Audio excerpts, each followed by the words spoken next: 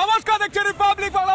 আমি সন্তু আপনাদের সঙ্গে বুকছি দিয়ে চোখে চোখ রেখে আমি সন্তু আমি প্রশ্ন করবো এ বাংলায় হচ্ছেটা কি, এ দেশে হচ্ছেটা কি, গোটা দেশের মানুষ জানতে চায় যে ইন্ডি জোটটা কোথায় গেল, ইন্ডি জোট কি ঘেটে ঘ?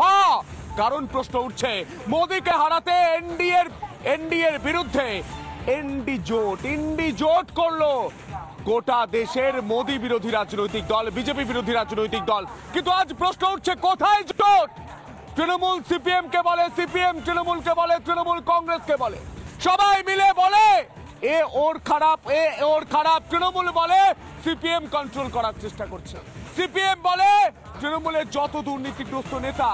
কংগ্রেস এখানে অধীর রঞ্জন চৌধুরী বলেন যে তৃণমূলের ভিক্ষা দেওয়া দুটি সিট আমরা নিতে রাজি নই, আমরা জোট মানি না, জোটের বাইরে গিয়েও আমরা দরকার পড়লে সিট দেব, এই কথা অধীর রঞ্জন চৌধুরী বলছেন। সেই জায়গায় দাঁড়িয়ে প্রশ্ন তো উঠবে জোট না জোট? আসবো আলোচনায়, প্রথমে দেখে নেব বিশেষ রিপোর্ট। ইন্ডি জোটের পিন্ডি তো চটকে গেছে, ইন্ডি জোট তো অস্তিত্ব আর নাই।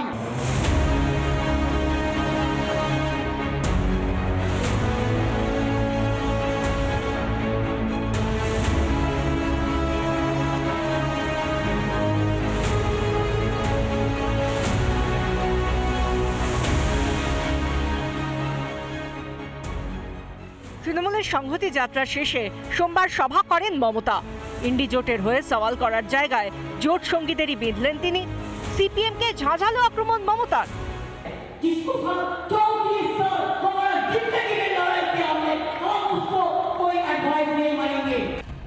24 ঘন্টার মধ্যে মালদায় তৃণমূলের ডাকে নেতাজি জন্ম জয়ন্তী পালন। সেখানে উপস্থিত সিপিএমের কেন্দ্রীয় কমিটির সদস্য সুজন চক্রবর্তী। মমতার আক্রমণের পরেও তৃণমূলের কর্মসূচিতে সিপিএম জোট রক্ষার প্রাণপণ চেষ্টা।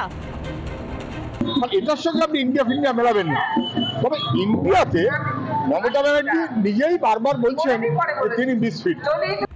ভোটের আগে মুর্শিদাবাদে তৃণমূলের স্ট্র্যাটেজি কি হবে এই নিয়ে 19শে জানুয়ারি কালীঘাটে বৈঠক করেন মমতা। বৈঠক থেকে বেরিয়ে তাৎপর্যপূর্ণ মন্তব্য করেন তৃণমূল বিধায়ক হুমায়ুন কবির। 42টা সিটে তৃণমূল কংগ্রেস লড়াই করবে, সেখানে অধীর চৌধুরী কেন করছে? আপনারা কি অধীর চৌধুরীর বিরুদ্ধে কোনো প্রার্থী দেবেন হুমায়ুনবাবু? সেটা আমি বললাম তো, দল 42টা সিটেই লড়াই করবে।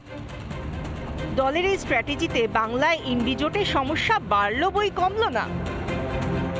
অধীর চৌধুরী পাল্টা বলছেন তৃণমূল সুপ্রিমোর খামখেয়ালিপনার ধার ধারে না প্রদেশ কংগ্রেস। দেশে ইন্ডিয়া জোটের সঙ্গে থাকবো, কখনো বলছেন আমি থাকবো না। এখন নির্ভর করছে তার উপরে, তার খামখেয়ালিপনার সঙ্গে তো আমি প্রতিদিন সকাল বিকাল নতুন করে কথা বলতে পারবো না, বা কংগ্রেসও পারবে না। পাল্টা কংগ্রেসকে কটাক্ষ তৃণমূল সাংসদ সৌগত রায়ের।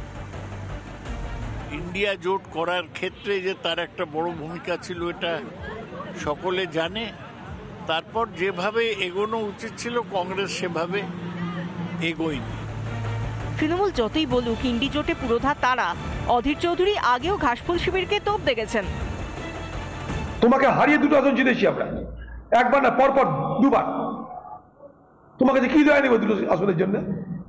তোমার দয়া দক্ষিণে নিয়ে আমরা এই সিট রক্ষার কোনো মানসিকতা আমাদের নেই, আমরা প্রত্যাখ্যান করছি। এরকম এই তো ইন্ডির অবস্থা।